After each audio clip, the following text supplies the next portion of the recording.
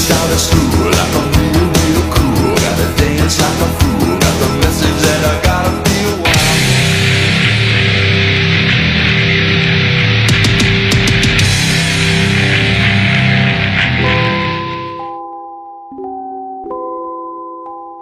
Kisah kali ini diawali oleh seorang remaja bernama James Noel Osterberg Jr. atau yang lebih akrab disapa Iggy Pop. Ia lahir pada 21 April 1947 di Amerika dari pasangan James Noel Osterberg dan Luella Christensen. Ayahnya adalah seorang guru, pelatih bisbol dan veteran Perang Dunia Kedua, sedangkan ibunya seorang ibu rumah tangga. Sejak kecil ia tumbuh di lingkungan keras, penuh kejahatan yang kemudian mempengaruhi hidupnya dan pandangan politiknya. Ia mulai belajar bermain drum dan klarinet ketika berusia 7 tahun hingga mendengarkan musik dari berbagai genre seperti blues, jazz, dan rock and roll. Saat kecil, ia hidup penuh eksplorasi, semangat eksentrik, keinginan melawan, dan kehidupannya yang keras menjadi dasar karakter aksi panggungnya yang liar dan penuh energi. Ia pernah mengatakan jika dirinya sangat bersyukur bisa dibesarkan oleh keluarga yang selalu mendukungnya dalam hal apapun. Meski ayahnya dikenal keras dan disiplin, namun Iggy tidak pernah dibentak, dipukul, atau diperlakukan secara tidak adil. Bahkan ketika ia ketahuan merokok, sang ayah tidak marah atau mengusirnya, seperti kebanyakan orang tua pada umumnya. Saat itu sang ayah hanya memberi nasihat dengan nada yang lembut agar ia bisa berubah menjadi orang yang lebih baik. Well, in 1969, okay, it's another year for me. No fun to hang out. Kemudian ketika masuk ke bangku SMA, ia semakin tertarik dengan dunia musik hingga membentuk band sekolah bernama The Iguanas. Bersama band tersebut, ia tampil sebagai drummer dengan membawakan lagu cover versi mereka sendiri. Teman-temannya kemudian mulai menjulukinya sebagai Iggy, yaitu singkatan dari nama bandnya, dan awalnya ia sangat membenci nama tersebut karena terdengar aneh dan tidak menarik. Namun karena sudah terbiasa, ia akhirnya resmi menggunakan nama Iggy sebagai nama panggungnya. Setelah lulus dengan nilai yang memuaskan, ia kemudian melanjutkan ke universitas di mana ia bersama Michael Erlewine membentuk band blues bernama The Pre-Movers. Selama 2 tahun, Iggy terus mengembangkan bakat bermusiknya yang membuatnya sadar terhadap seni, politik, dan eksperimen musik. Ia akhirnya memiliki banyak pengalaman yang kemudian membuka jalan pikirannya mengenai musik, loyalitas, dan persaudaraan. Namun pada tahun 1966, Iggy memutuskan keluar dari band dan pindah ke Chicago untuk mengejar mimpinya sebagai musisi. Di sana ia tampil sebagai drummer pengiring untuk beberapa band blues yang sangat terkenal, dan ia bertemu Sam Lay yang kemudian menjadi teman baiknya karena memiliki banyak kesamaan. Di periode tersebut, Iggy mulai jenuh sebagai drummer dan ingin menjadi vokalis karena menurutnya bisa memberi banyak kebebasan untuk mengekspresikan diri sendiri. Saat itu ia berencana ingin membuat gebrakan, yaitu menciptakan musik dan aksi panggung yang liar hingga kelak menjadikannya sebagai ikon punk rock dunia. Pada tahun 1967, Iggy bersama Ron, teman lamanya, mendirikan band bernama Psychedelic Stooges atau yang lebih dikenal The Stooges.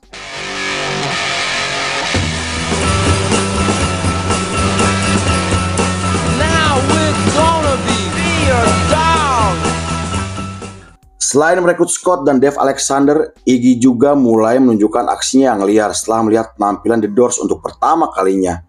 Ia kemudian mulai dijuluki Iggy Pop oleh teman-temannya karena wajahnya mirip musisi lokal bernama Jim Pop setelah mencukur alisnya. Saat diwawancara, ia mengatakan jika Ron adalah orang pertama yang menjulukinya Iggy Pop, dan meski awalnya bercanda, namun ia menggunakan nama tersebut karena unik, mudah diingat, dan memiliki kesan ikonik. Di sisi lain, ia mengaku jika dirinya sangat mengagumi perilaku ekstrim dari Jim Morrison yang kemudian mendorongnya melakukan tindakan di luar nalar demi menampilkan aksi panggung yang liar, brutal, dan mengerikan. Ia ingin membawa pesona rock di luar batas normal karena terinspirasi oleh Mick Jagger dari The Rolling Stones. Kemunculan The Stooges langsung menarik perhatian banyak orang karena menampilkan gaya musik yang keras, bising, dan agresif.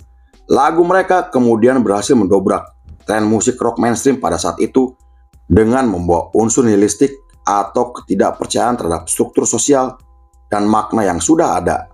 Iggy juga mulai menciptakan lagu yang menggambarkan tentang kosongan, kebosanan, dan alienasi yang ia ubah menjadi energi liar dan pemberontakan artistik. Nama The Stooges kemudian menjadi semakin dikenal setelah merilis album pertamanya pada tahun 1969. Meski dianggap tidak berhasil secara komersial, namun album tersebut digambarkan oleh para jurnalis sebagai cikal bakal lahirnya punk rock dengan gaya musik yang liar, keras, dan penuh energi. I'm bored with myself. Chairman of the selfie. Broad daylight. 'Cause I'm Pada tahun 1970 mereka menggelar pertunjukan di klub malam yang berakhir ricuh dan penuh perkelahian. Para kritikus sampai menganggap jika The Stooges adalah band yang gagal karena aksi panggung yang liar namun minim teknik, sampai musiknya dianggap tidak laku di pasaran. Kritikan tersebut akhirnya dibungkam oleh Iggy dan kawan-kawannya dengan merilis album keduanya yang digambarkan sebagai makarya oleh banyak orang. Album tersebut mendapatkan banyak pujian karena menampilkan musik yang berbeda dengan musik rock pada umumnya. Di periode tersebut, Iggy mulai dikenal karena penampilannya yang liar, seperti menari tidak karuan, bertelanjang dada, dan memakai celana jeans yang ketat. Ia selalu melakukan tindakan yang ekstrim, seperti menyayat dadanya menggunakan pecahan kaca hingga berguling di atas pecahan botol. Ia juga selalu berteriak, menjerit, dan menunjukkan ekspresi tubuh yang emosi demi menciptakan aura yang liar dan tidak terduga. Bahkan ia selalu muntah di atas panggung, lompat ke arah penonton yang membuatnya dijuluki sebagai pelopor untuk stage diving. Pada bulan Juli masih di tahun yang sama, The Stooges tampil di festival musik tahunan yang membuat namanya mulai dikenal oleh banyak orang hingga diliput oleh media internasional. Hal itu karena ketika mereka sedang menggelar pertunjukan, Iggy mulai membuat keributan dengan berteriak, melompat ke arah penonton, melumuri badannya dengan selai kacang, dan melemparkan selai tersebut ke arah penonton. Meski beberapa kritikus musik menyebut jika penampilan mereka sangat menjijikan, namun beberapa orang berpendapat jika pertunjukan tersebut adalah momen paling ikonik dalam sejarah musik rock. She got a TV. Well, it's Di sisi lain, Iggy mulai kecanduan narkoba yang membuat aksi panggungnya semakin liar, tidak terkendali, dan membahayakan diri sendiri. Semua pertunjukannya selalu berakhir ricuh dan penuh kekerasan, hingga banyak promotor menolak mengundang mereka. Para kritikus sampai menyebut jika Iggy Pop sebagai musisi tidak sopan, tidak artistik, sangat menjijikan, dan pihak otoritas sampai menggambarkan jika Iggy Pop sebagai perusak moral anak muda dengan aksi panggungnya yang selalu menuai kontroversi. Iggy kemudian menanggapi kritikan tersebut dengan mengatakan jika pesona yang ia tampilkan adalah bentuk kebebasan dan pemberontakan terhadap norma sosial. Ia juga mengatakan secara sengaja melanggar batasan normal karena kecaman dan kritikan adalah bagian dari identitas seni artistiknya. Pada tahun 1971, periode tersebut adalah tahun terburuk untuk The Stooges yang saat itu tidak mendapatkan kontrak dari label manapun. Kemudian, setelah Dave Alexander dikeluarkan dari band, Iggy akhirnya membubarkan The Stooges karena dianggap tidak memiliki masa depan. Di tahun berikutnya, persahabatannya dengan David Bowie menjadi semakin dekat hingga selalu terlihat nongkrong bersama. Meski Iggy sempat membangkitkan kembali The Stooges dengan merilis album pada tahun 1973, namun gaya hidupnya yang liar kembali menimbulkan konflik internal.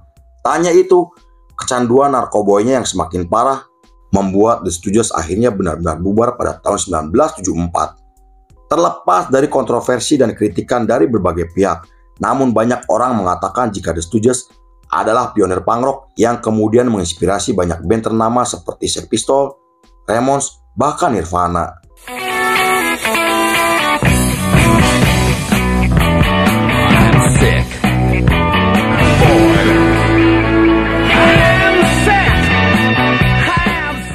Setelah karirnya berantakan akibat kecanduan narkoboy, David Bowie kemudian membantunya bangkit dari keterpurukan untuk melanjutkan karirnya sebagai solois.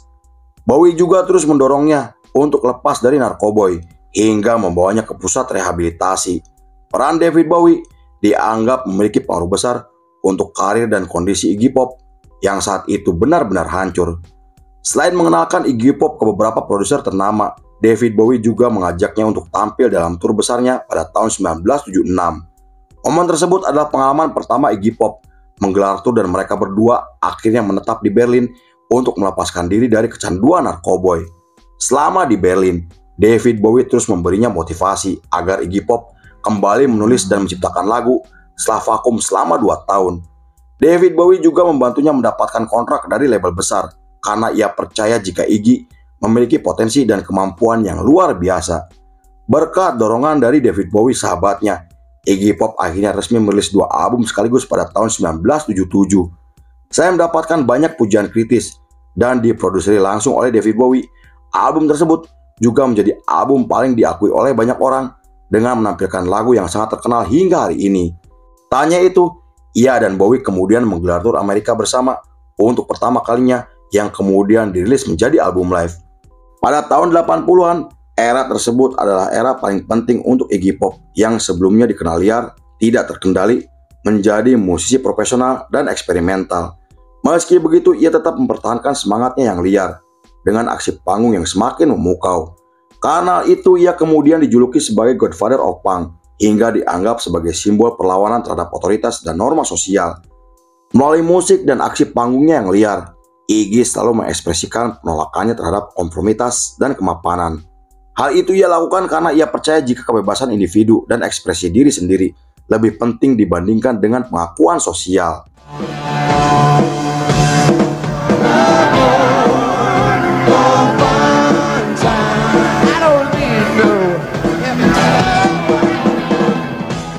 Kemudian setelah merilis album dan buku yang menampilkan karya seniman Andy Warhol, Iggy akhirnya menggelar pertunjukan di New York yang dihadiri oleh ribuan para penonton. Selama pertunjukan, ia tampil sangat mengesankan dengan membawakan lagu dan kembali menampilkan aksi panggungnya yang liar, di mana ia sengaja memukul wajahnya menggunakan mikrofon sampai mematahkan giginya. Namun di tengah ketenarannya yang semakin meningkat, Iggy kembali mengkonsumsi narkoba yang membuat kondisinya semakin berantakan. Lalu setelah merilis album terbarunya pada tahun 1981, ia memutuskan mengasingkan diri untuk membersihkan diri dari kecanduan narkoboy dan ia mulai menulis lagu demi membangun citranya kembali sebagai musisi. Pada tahun 1986, Iggy Pop akhirnya muncul kembali dengan album barunya yang kembali diproduseri oleh David Bowie. Iggy juga tampil dengan visual yang lebih rapi yang membuatnya mulai diundang untuk tampil di berbagai acara televisi. Tanya itu, ia kemudian muncul dalam film Sid and Nancy yang menceritakan kehidupan tragis dari basis Sex Pistols bersama pacarnya. Hal itu membuat Iggy Pop mulai dikenal sebagai ikon subkultur yang dihormati oleh musisi rock dan punk generasi kedua. Banyak band ternama seperti Red Hot Chili Peppers menyebut jika Iggy Pop sebagai inspirasi terbesarnya. Pada tahun 90-an, Iggy Pop semakin serius mendalami karirnya sebagai aktor dengan membintangi beberapa film terkenal. Di periode tersebut, Iggy Pop dikenal selalu berkomentar sarkastik atau nyeleneh, hingga membuat pernyataan yang dianggap seksis, kasar, dan terlalu blak-blakan. Namun ia akhirnya dikenal sebagai sosok yang lebih filosofis berkat dorongan dari teman-temannya termasuk David Bowie. Menurut artikel, saat itu Iggy Pop dianggap sebagai musisi yang tidak hanya menentang norma musik, tapi juga menentang norma moral, sosial, dan budaya. Kontroversi dan komentar yang ia ungkapkan bukan kebetulan karena itu adalah bagian dari pernyataan artistik dan eksistensinya.